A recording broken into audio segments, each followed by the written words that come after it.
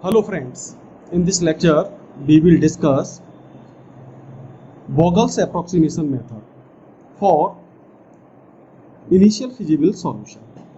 This method is also known as unit cost penalty method because here we calculate the penalty. The penalty means the difference of smallest and second smallest element. Again, penalty means difference of smallest and second smallest element. Now in this lecture we will consider same problem which we have solved in previous video by Northwest Corner. Here the transportation problem is given. Demands and supply are given. Destination and origin are given. The sum of supply is 35 and the sum of demand is also 35. So the transportation problem is balanced, that is the initial feasible solution is exist. Now in penalty method, first we find the penalties for rows and penalty for column. So first we find the penalty in rows. So in first row the smallest element is 1, and the second smallest element is 4, so the difference is 3. Similarly, the penalty for second row, the smallest element is 2 and the second smallest element is 7, so the difference is 5. In third row, the smallest element is 2 and the second smallest element is 3, so the difference is 1. So these are the penalty for rows. Now similarly, the penalty for columns. So in the first column, the smallest element is 4 and the second smallest element is 6, so the difference is 2. In second column, the smallest element is 3 and the second smallest element is 4, so the penalty is 1. In third column, the smallest element is 1 and second smallest is 2, so the difference is 1. In fourth column, the smallest element is 2 and second smallest element is 5, so the difference is 3.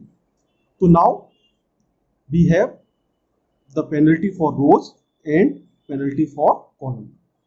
So in the penalties, the maximum penalty is 5 for the second row.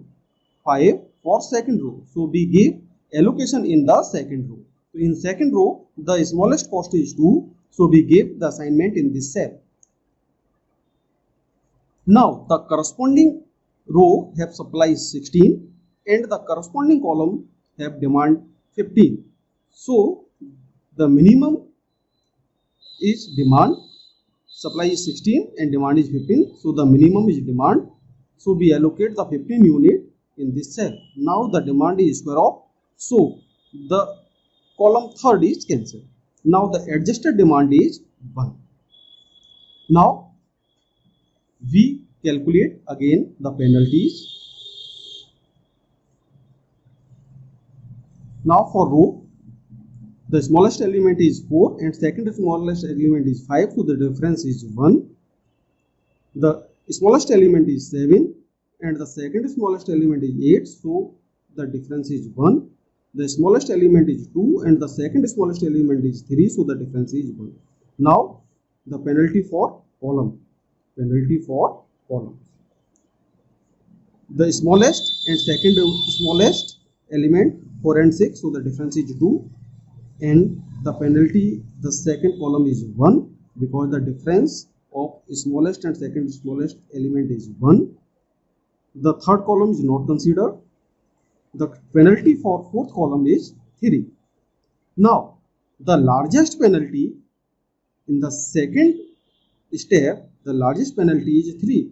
So this penalty is for fourth column. So the allocation is on fourth column. Now in this column, the smallest cost is 2.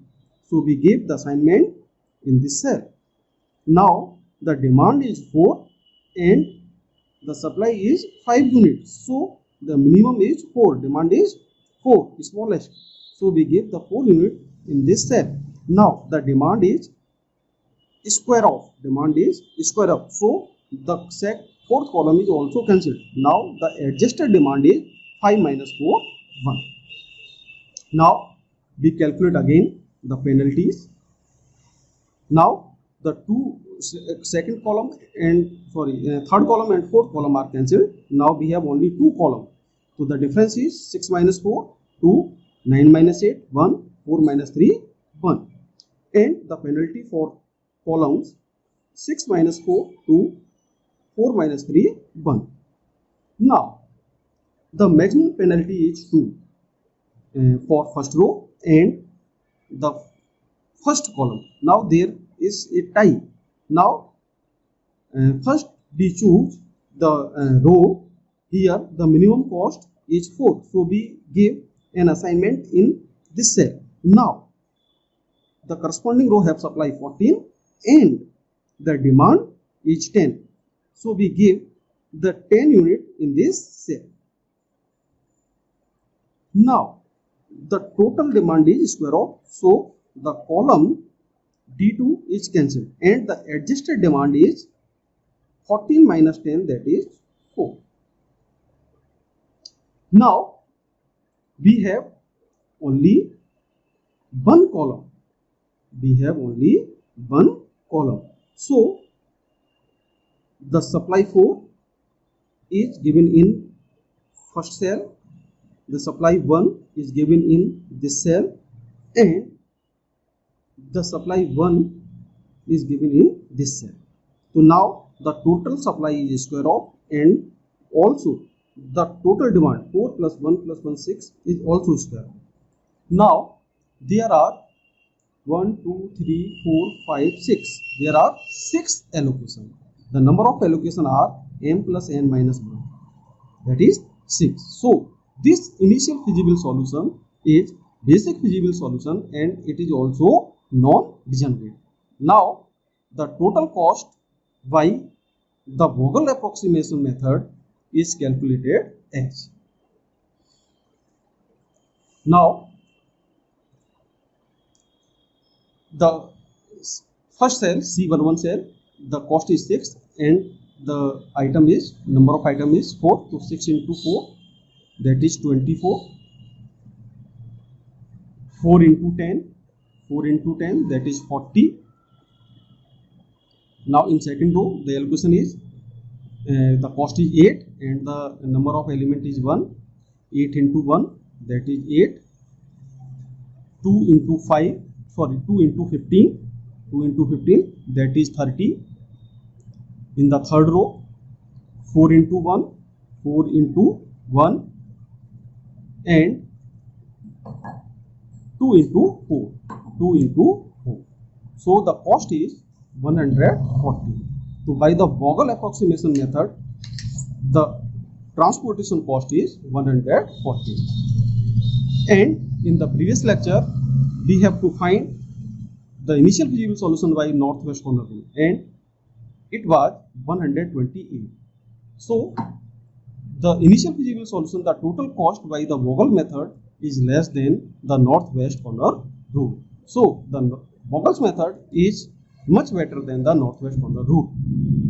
So for finding the complete solution of transportation problem, we go with the Vogel's approximation method. First we find the initial feasible solution by the Vogel's method. Thank you.